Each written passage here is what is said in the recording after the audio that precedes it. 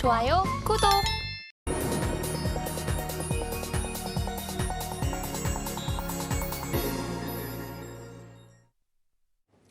목요일 아침 8시 반 향해 가고 있습니다. 매일 아침 8시 반 저희 서울경제TV에서 센티멘탈 대 펀더멘탈 매일 두 종목씩 말씀드린 거 아시죠? 오늘도 두 종목 어김없이 말씀을 드리겠습니다. 자, 센티멘탈로 두산 테스나 테스트 업체입니다. 펀더멘탈로 비추로셀 1차 전지 업체입니다. 이렇게 두 종목을 말씀을 드리겠습니다. 자, 두산 테스나부터 좀 말씀을 드릴까요? 두산 테스나 전체적으로 시스템 반도체, 비메모리 반도체라고 하죠. 그래서 이 시스템 반도체 국내 1위 테스트 업체입니다. 뭘 이렇게 칩을 만들면 그걸 뭐 자꾸 테스트를 해봐야죠. 그래서 아주 열악한 환경에서도 계속적으로 테스트를 해서 이 칩이 견뎌내나 아니면 에러가 좀 적으나 많으나 이걸 좀 봐야 되는 그런 테스트를 해야 되는데 이 회사가 삼성전자의 상당한 부분을 의존을 하면서 이제까지 성장을 많이 해왔습니다. 근데 앞으로는 이 삼성전자 비메모리 부분 말고도 다른 팹리스 업체하고도 전체적으로 매출이 조금 일어날 것 같다. 그래서 시장이 좀 많이 보는 것 같고요. 자, 그 테스트 위주에서 앞으로는 이제 패키지 부분으로 좀 확장을 할 것 같습니다. 그런 것도 있고 전장용 현재까지 이제 스마트폰 관련되는 이쪽을 이제 테스트하는 이쪽 웨이퍼 테스트가 많았는데 앞으로는 전장용 아무래도 이쪽 자동차 관련해서 반도체들 많이 쓰이고 있잖아요. 그리고 계속 나오는 뉴스들이 전장용 쪽의 반도체가 좋다, 이쪽 비메모리가 상당히 좋다 이런 얘기들을 많이 하는데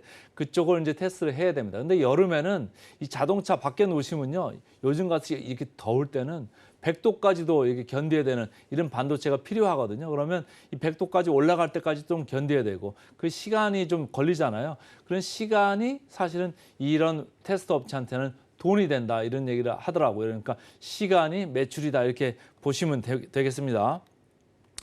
DB금융투자에서도 이제 나오는 얘기는 실적 방어도 지금 하고 있고 성장 스토리도 좋다 이런 얘기예요. 실적 방어라는 얘기는 무슨 얘기냐면은 지금 전체적으로 CIS 쪽 재고 조정을 하면서 고객사가 재고 조정하니까 아무래도 테스트할 물량들이 좀 내려가잖아요. 그렇게 하고 있습니다만은 실적은 어느 정도 방어가 되고 있다. 그리고 성장 스토리는 뭐냐면 자동차 전장 부분에서 계속적으로 지금 좋아질 것 같다 이런 얘기예요. 현재 매출은 20% 비중에 불과한데 앞으로 조금 더 늘어날 것 같다. 이런 얘기를 하는 거죠. 그래서 전장형 SOC에서 새로운 성장 동력이 나올 것이다. 이렇게 얘기를 하고 있고요. 고객사라고 하면 삼성전자를 얘기하는 거죠. 이쪽 선당 공정에서 수율이 많이 좋아지고 있습니다. 그러니까 그 대만의 TSMC나 뭐 이런 데가 이제 비메모리 많이 하지 않습니까? 근데 여기 삼성전자가 거기에 이제 그 따라잡으려고 열심히 하고 있는데 최근까지 수율이 안 올라왔었는데 그게 이제는 수율이 좀 따라잡으면서 좀 수율이 많이 좋아지니까 외부에서도 뭐 미국에서도 여러 가지 발주를 내려고 이런 얘기들이 많이 오가죠. 그러니까 가동률이 좀 올라갈 것 같다 그런 얘기예요. 현대차증권에서 차트를 낸 걸 제가 좀 몇 개 좀 가져왔는데요. 삼성의 비메모리 쪽이죠. 파운드리 가동률이 23년 2분기에 74% 하던 게 이제 76% 다시 정상화되고 4분기 되면서 77%까지 올라갈 수 있다. 이렇게 좀 보고 있는 거고 더불어서 두산 테스나의 23년 가동률도 뭐 CIS는 58%, SOC는 74% 하던 것들이 전체적으로 10% 이상씩은 다 올라갈 것 같다. 이런 생각을 하고 있습니다. 차트 보겠습니다. 차트 보시면 최근에 어제 좀 주가가 많이 올랐죠. 중기 이동평균선을 딛고서 지금 주가가 올랐습니다. 누가 샀나 봤더니 이틀 연속 기관과 외국인의 쌍끌이 매수가 발생을 했습니다. 그러니까 개인들이 물량을 좀 뺏기면서 기관하고 외국인들이 좀 물량을 가져갔다 이런 얘기입니다. 하반기 갈수록 전체적으로 그 비메모리 쪽도 좀 가동률이 좋아질 것 같다 이런 생각을 하신다고 하면 여기서 물량을 뺏기실 때가 아닌 것 같습니다. 자, 역사적 밸류 밴드로 봐서도요. 그렇게 하단은 아닙니다만은 중앙 정도 이렇게 와 있죠. 그래서 위에를 좀 쳐다보셔도 될 타이밍이 될 것 같습니다. 자, 네이버 증권에서 가져온 그 보니까 수치를 보니까 PER이 17배 정도입니다. 17배. 뭐 낮지는 않습니다만 그렇다고 해도 좀 비메모리 쪽이기 때문에 조금 후하게 봐주는 그런 경향이 있거든요. 그러니까 17배라는 걸 기억을 하시면 좋을 것 같고요. 자, 목표 주가 보겠습니다. 목표 주가 대비해서 괴리율이 19% 정도. 최근에 목표 주가가 좀 올랐네요. 1주 만에 56,000대에 있던 게 63,000대로 10% 이상 이렇게 그 두산 테스나 목표 주가가 올랐습니다. 그래서 오늘은 센티멘탈로 두산 테스나 주가부터 벌써 봤습니다. 자, 그 다음에는 펀더멘탈 보겠습니다. 펀더멘탈 오늘은 1차 전지 업체입니다. 1차 전지 업체 비츠로셀 보겠습니다.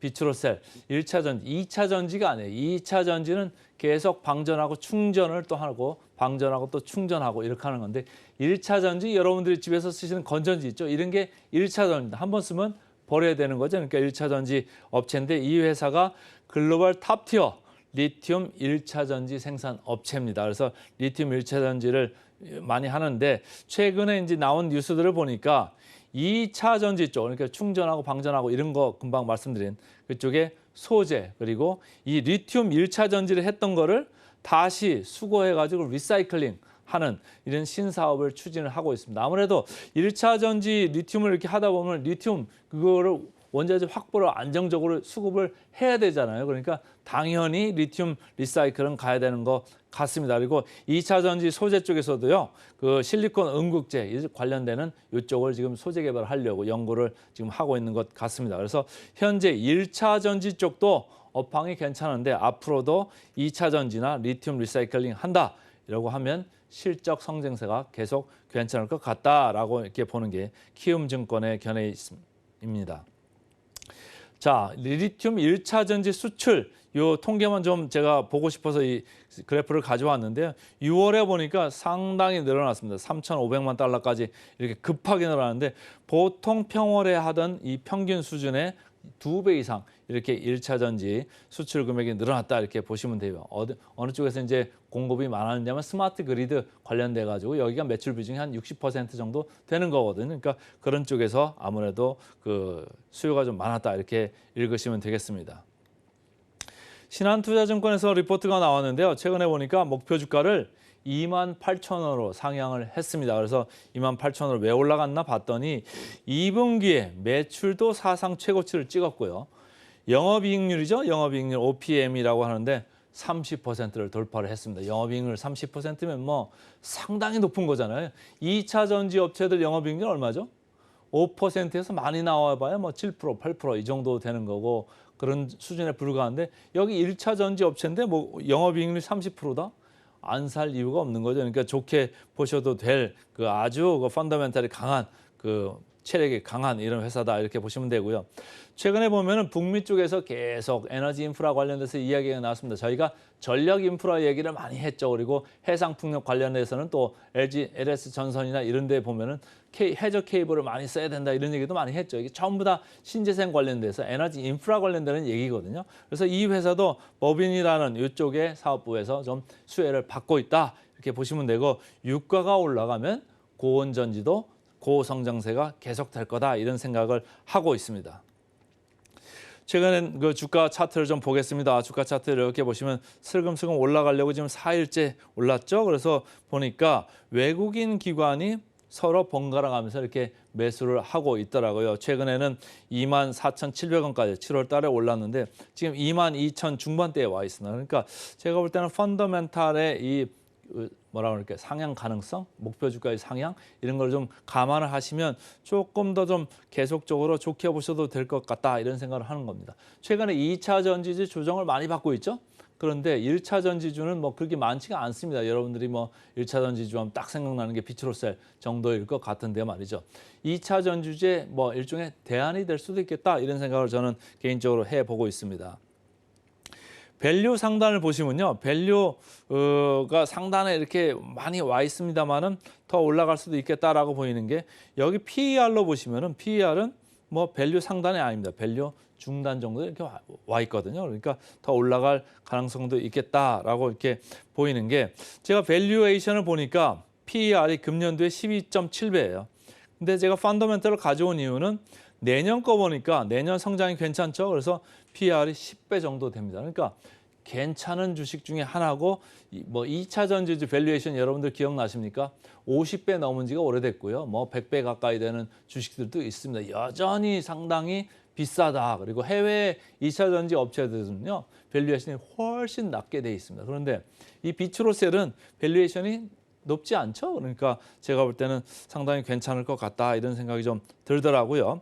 EPS가 올라가는 것도 1,700원대에서 2,178원으로 뭐 한 20-30% 이렇게 올라가는 24년이 될 것 같습니다.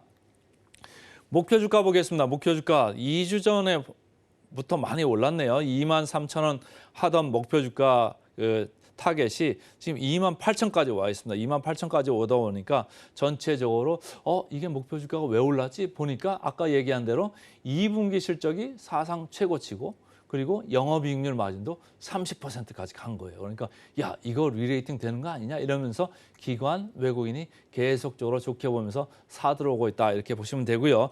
목표 주가 대비해서 상승 여력 25% 정도 남아 있습니다. 그래서 오늘은 센티멘탈러 두산 테스나, 펀더멘탈러 비츠로셀 두 종목 말씀드렸습니다.